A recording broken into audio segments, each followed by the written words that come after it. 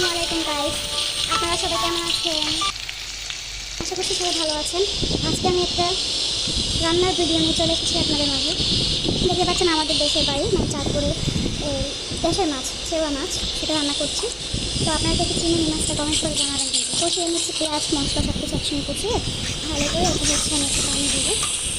পানিটা দিয়ে খুব সুন্দরভাবে এখন কষিয়ে নিয়ে পরে আলু দিলাম। আলু সিদ্ধ হয়ে গেলে ভালো করে কষিয়ে একটু মাছ দেবো। মাছ সুন্দর করে সিদ্ধ হলে রেডি আমার আজকে আলু দিয়ে চলে মাছ চচ্চড়ি। এই মাছটা খেতে খুবই মানে মজা হয়, অনেক দারুণ মাছটা।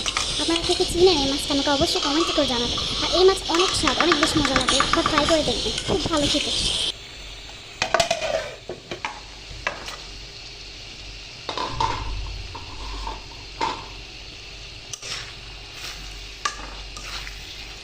আজকের ভিডিও আপনাদের কাছে আমার অনেক ভালো লাগে।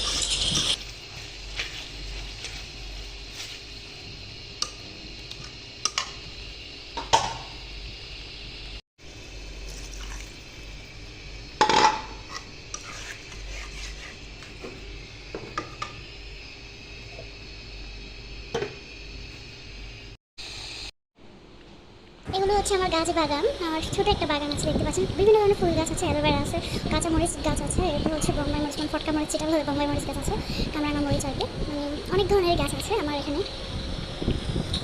আমি না খুবই গাছ প্রিয় মানুষ। আমার হাজব্যান্ডটা অনেক বেশি পছন্দ করে গাছ লাগাতে, সেই এইসব গাছ লাগিয়ে থাকে আর কি। আল্লাহ হাফেজ।